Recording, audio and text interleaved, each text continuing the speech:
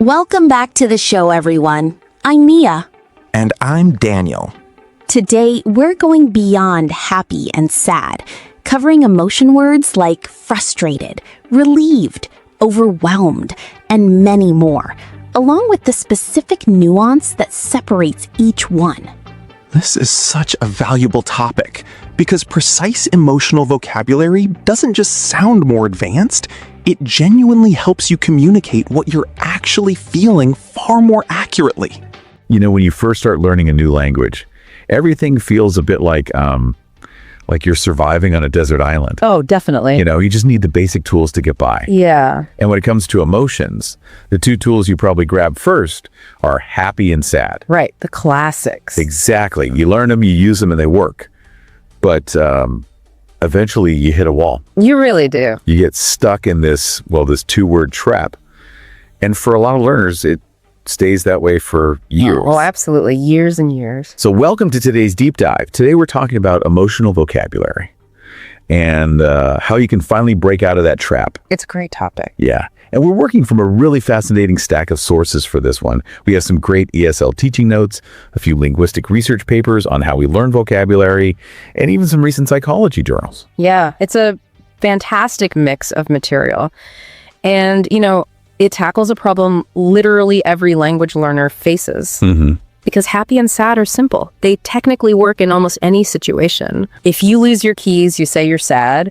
If you get a promotion, you say you're happy. Sure, it gets the job done. It does. But human feelings are, well, they're so much richer than that. Yeah, they really are. And the reason this deep dive matters today, it isn't just about sounding more advanced or impressing people with big words. No, not at all. It's about genuine connection. When you use precise vocabulary, you give the person you're talking to a clear window into your actual experience. I really like how you put that. It's about giving them a clear window. Let's unpack this with a picture. Okay. Imagine you're trying to paint a beautiful, breathtaking landscape. Right. Like a gorgeous sunset over the ocean. Sounds lovely. But you only have two colors in your paint box, just yellow and blue. Oh, that's tough. Right. You can make a picture, sure, but it won't capture the real magic of that sunset. No, it won't. Using only happy and sad is like tanking with only two colors. Hey. So today, we're adding some beautiful new colors to your palette. I love that analogy. And we really need those new colors because the brain processes emotions in highly specific ways. When you learn the right word, you're actually matching the language directly to your biology. That is so cool. So let's start with the bright colors, the happy spectrum, because even good feelings have, different flavors. They definitely do. And the first word from our notes is content. Content. Let's take a pause here so the listener can hear it. Content. Content. It means a calm, quiet satisfaction. It's a peaceful sense that things are genuinely fine. You don't need to be jumping up and down. You're right. Imagine staying home for the weekend. You're not going to a loud party. You're just drinking a cup of coffee, reading a book on the sofa. Sounds perfect. Yeah. And you feel completely fine with it. You are content. What's really interesting here is the physiological state behind the word. Oh, right. The biology part. Exactly. The psychology journals and our sources point out that content is actually our brain's goal. Yeah, it's a state of balance. Content carries a much quieter, calmer energy than the word happy. It's not an active, visible excitement where your heart rate goes up. It's just your nervous system resting.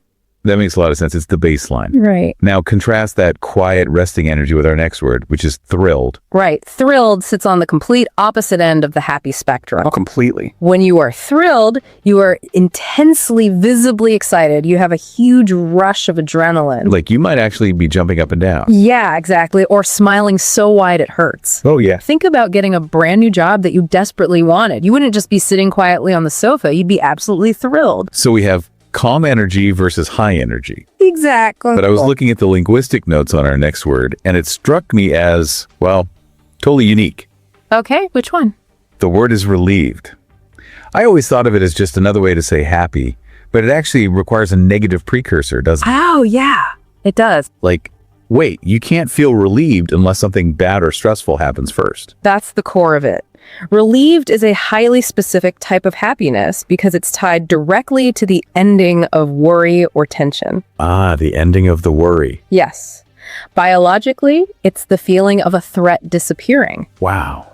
The brain stops producing stress chemicals and floods your system with a reward. So, for example, you're waiting for some medical test results. Very stressful. You're pacing the floor. You're really worried.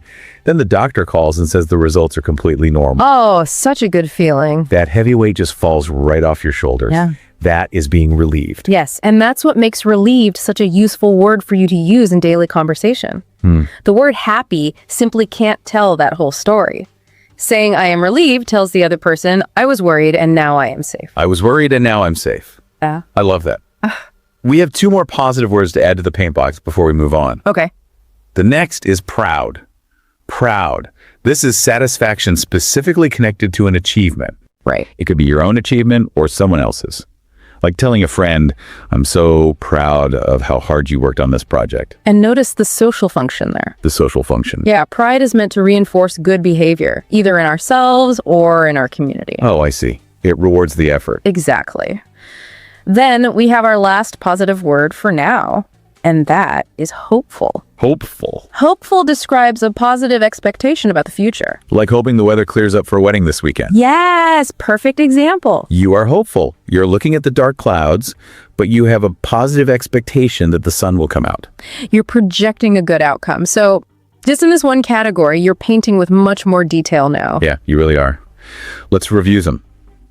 Content, thrilled, relieved, proud, and hopeful. 5 completely different flavors of happiness, all doing different jobs in the brain. But, well, as we all know, life isn't just about collecting positive moments.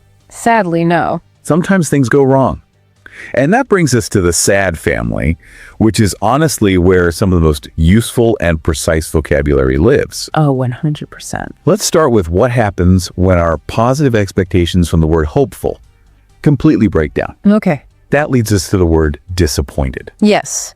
Disappointed is sadness connected specifically to unmet expectations. Right. You hoped something would happen, you built a picture of it in your mind, and reality didn't match that picture. Like when a fun weekend trip gets canceled at the last minute because of a huge storm. Yeah, that's the worst. You aren't just sad in a general way. You are disappointed. Your expectation was broken. And naming that broken expectation helps the person listening to you understand exactly why you're upset. It invites them to sympathize with what you lost. Now, here's one of my personal favorites because it's just so relatable. The word is frustrated. Frustrating. Oh, that's a great one. Think about this situation. You're at work. You need to print an important document. You press print. The printer jams. Yeah. You fix the paper. You press print again. It jams again. Oh, I've been there. 3 times in one single day. Yeah. You want to pull your hair out. It's a beautifully precise word. Frustrated sits right in the space between sad and angry. Yeah. Psychologically, it's the feeling of being blocked or stuck. Evolutionarily speaking, frustration is a signal from your brain to try harder to overcome an obstacle. Oh, to try harder. Yes, you're putting in repeated effort, but getting nowhere. So it isn't exactly sadness where you just sort of give up. Right. And it isn't pure anger where you want to break the printer. It's the friction of being blocked. Exactly, which is why it's a much more accurate word for that everyday feeling than sad or angry alone. I see that perfectly. Now, I want to talk about a really big one. This distinction comes up constantly in the ESL teaching notes we reviewed. Oh, I think I know which one you mean. Let's look at the difference between stressed and overwhelmed. Yes, this is so important. I've noticed that language learners often use stressed as a catch-all word for absolutely everything. Oh, definitely. Hard day at work. I'm stressed. Traffic is bad. I'm stressed. The dog won't stop barking. I'm stressed. It's an incredibly common habit. And while stressed is a perfectly fine word, it describes a general ongoing pressure. Okay. Overwhelmed is a totally different state. Yeah. Overwhelmed means the amount of pressure has crossed a line. Lost a line. Yeah, the cognitive load on your brain has become unmanageable. It's like you're literally buried underneath it. Exactly. Imagine you have a crazy week at work. Yeah. You're moving into a new apartment and you're planning a large family event all at the exact same time. Oh my gosh. The tasks, the emotions, the information, your brain simply cannot process it all. You are buried. You are overwhelmed. It carries a noticeably more intense, urgent quality than just being stressed. It really does. Wow, yes. Overwhelmed. Take a second to practice that one. Overwhelmed. It's a very powerful word for the listener to keep in their back pocket. Yeah. Let's look at another deep word from this family, lonely. This is sadness from a lack of connection. But the psychology research points out a really fascinating detail about loneliness, doesn't it? It does. The nuance here is that lonely isn't purely about physical isolation. Right. You don't have to be sitting alone in an empty room to feel lonely. Oh, really? Yeah, because humans are deeply social creatures. You can genuinely feel lonely even when you are surrounded by a massive crowd of people. Wow. If that deeper sense of genuine connection and understanding is missing, you will feel lonely. That's such a universal human experience. Right. Being in a crowded party but feeling completely disconnected from everyone there, that is lonely. Yeah. And speaking of depleting our resources, our last word in this section is drained. Drained. Yeah. Drained describes feeling completely out of energy. Think of a smartphone battery that has 0% power left. Oh, I feel like that by Friday every week. We all do. You are emotionally or physically exhausted. Everything you had to give has been used up. Like after a long week of back-to-back meetings, trying to speak a second language all day. Yes, that takes so much energy. By Friday evening, you don't just feel tired, you feel drained, empty. And again, notice how specific that is. You aren't just sad, your battery is empty. So we've talked about being blocked and feeling frustrated. Yeah. But what happens when that obstacle in front of us feels a bit more serious? It gets hotter. Right. Let's turn the dial up and look at anger and fear. Sometimes you need words with a bit more heat. Definitely. Let's start with a mild one. Irritated. Irritated is a minor annoyance. It's a very brief, mild version of anger. Like when someone is chewing their food very loudly right next to you. Crunch, crunch, crunch. Oh, I hate that. Right, it's not a big deal. You aren't going to stand up and yell, but you're a little irritated. Right. But we can contrast that mild feeling with the word resentful. Resentful, okay. This is a much deeper, longer-lasting anger.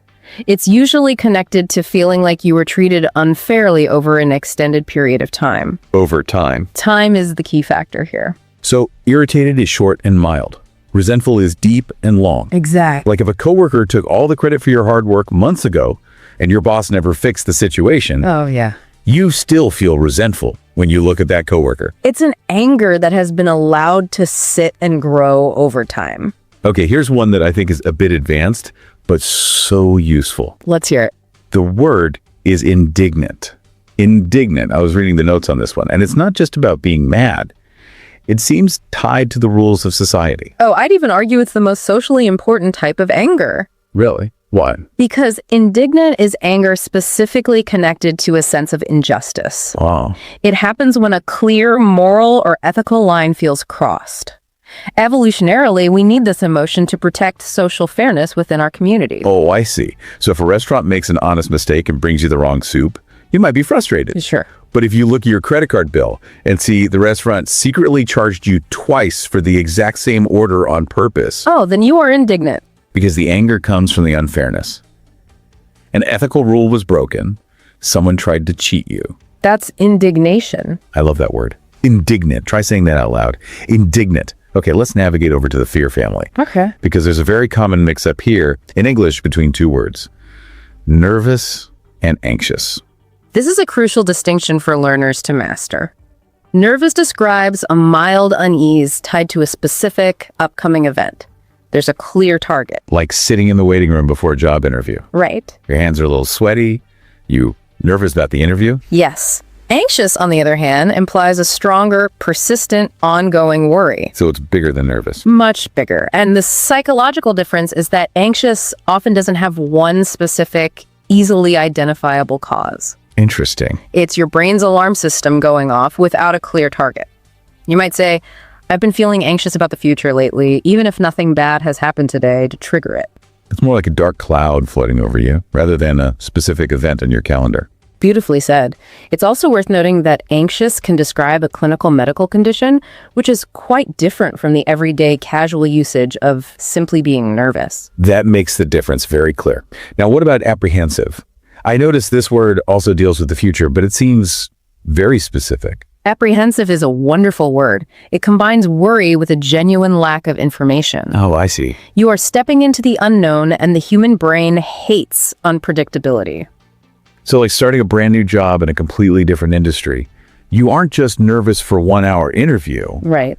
You're apprehensive about the whole situation because you simply don't know what to expect yet. Your brain doesn't have enough data to predict if you'll be safe or successful, so it makes you apprehensive. So far, we've looked at very clear categories: happy, sad, angry, scared. But human beings are incredibly complicated. We really are. Our brains aren't just simple machines. We rarely feel just one thing at a time. No, almost never. This brings us to the messy middle. Complex and mixed emotions. How do we talk about feeling two completely different things at once? Well, this is where your emotional vocabulary becomes incredibly powerful. Okay. Let's look at the word conflicted. Conflicted. This means experiencing cognitive dissonance, having two contradictory feelings about the exact same situation at the exact same time. Okay, an example. You finally buy your dream house in a new city. You are so excited to move. Right? But you are also terribly sad to leave your wonderful neighbors behind. Yeah. You're being pulled in two different directions. You feel conflicted. You're holding happiness and sadness together in the same thought. Here's another beautiful word that does that. Nostalgic. Let's say that slowly. Nostalgic. Nostalgic. Nostalgic describes a warm, sentimental longing for the past. From a psychological standpoint, nostalgia helps bond us to our past, providing a sense of continuity in our lives. Oh, continuity. Yeah, it mixes genuine happiness with a very gentle undertone of sadness, simply because the past is gone and you can't go back. Like when you hear a song on the radio that you used to listen to in your childhood bedroom. Oh, exactly. It makes you smile, but your heart aches just a little bit. That is nostalgic. Closely related to that is a word that physically describes a taste: bittersweet. Bitter and sweet, two opposite flavors. Yes, and we use it to describe an experience that genuinely combines happiness and sadness simultaneously. Okay. It's usually around a major ending or a life change. Think of a university graduation. Oh, sure. You're thrilled to finish your degree, but you're genuinely sad to say goodbye to the friends you made. The day is bittersweet. Bitter and sweet at the same time. Bittersweet. Exactly. Now, there's one more word in this messy middle, and it's a strange one. I want to spend a second on it. Okay. The word is numb. Numb. Yeah. This is strange because it's actually the absence of feeling. It is, and it serves a very specific biological purpose. Really? Yeah. Numb describes feeling strangely blank or disconnected. This usually happens immediately after a genuine shock. Like bad news. Right. Something huge happens, and you'd expect to have a massive emotional reaction, like crying or yelling. But instead, you feel absolutely nothing. You are numb. Exactly. Like when you first hear some really bad news and you just sit there staring at the wall, the real emotions don't actually hit you until hours later. Right. In that moment, you are numb. What's happening is your brain is acting as an emotional shock absorber. Oh, a shock absorber. I like that. It's a dissociative response to protect your nervous system from overloading. It presses pause on the feelings until you are in a safe place to process them. That's incredible. Okay, so we now have this amazing, rich palette of colors. We have words for the subtle science of our brains.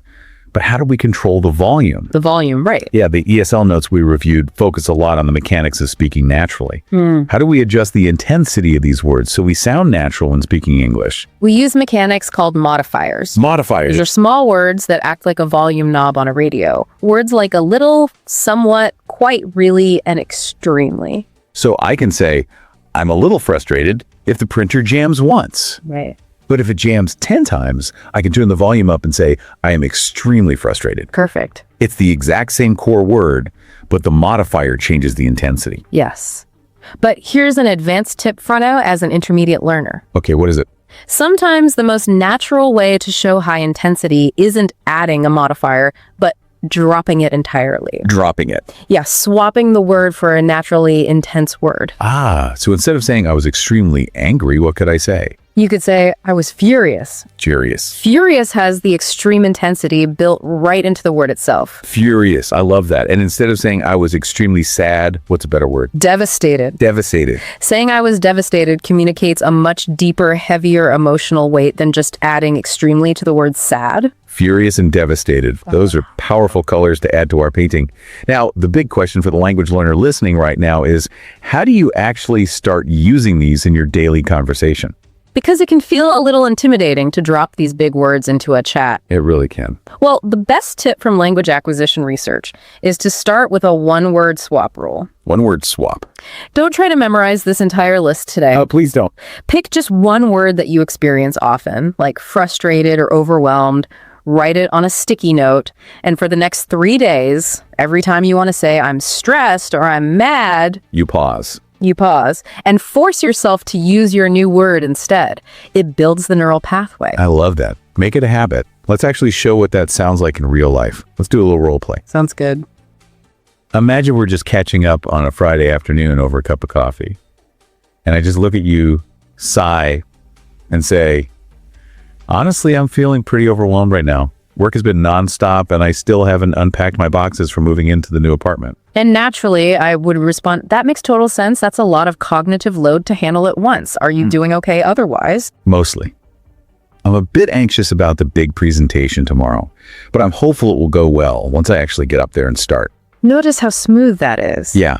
Instead of just saying I'm stressed and sad, I used overwhelmed, anxious, and hopeful. It sounds so emotionally honest. And it didn't sound like I was reading a dictionary. Exactly. Or consider someone reflecting on a big life change. They might say, moving away was honestly bittersweet.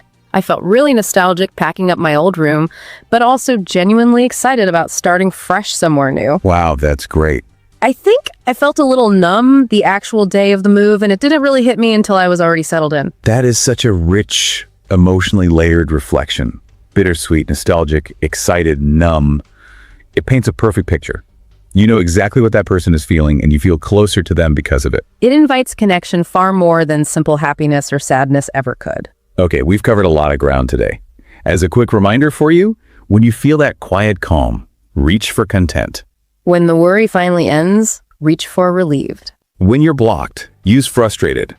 And when the pressure is truly burying you, use overwhelmed. Use indignant for broken rules and apprehensive for the unknown future. That small shift, reaching for the exact right color, is how this new vocabulary becomes a natural, beautiful part of how you speak English. It really is. And as we wrap up, I want to leave you with one final provocative thought, something we haven't talked about yet, but I think is absolutely fascinating. Oh, I like where this is going. There's a concept in linguistics called the Sapir-Whorf hypothesis. And it basically asks, does our language shape our reality? We know that using precise vocabulary helps us explain our feelings to other people. But, well, think about this. If you learn the exact, precise words for your emotions in English, could that actually change how your own brain physically processes and experiences those feelings in real time? Oh, wow. Right. If you can finally name the feeling as overwhelmed instead of just bad, does the brain handle the stress differently? Do the simple act of naming it tame it? That is a brilliant question to ponder. The language you use might not just describe your reality. Right. It might actually construct it. It's a lot to think about. Thank you for joining us on this deep dive. Keep practicing your new emotional palette. Pick up those new colors, try the one-word swap trick, and start painting. Goodbye, and enjoy the process of learning. See you next time. Thank you so much for spending this time with us today, expanding your emotional vocabulary well beyond just happy and sad. If this episode genuinely helped you, subscribe for more English learning podcasts like this one, and leave a comment telling us which of these emotion words best describes how you're feeling today. We'll see you in the next episode. Bye, everyone.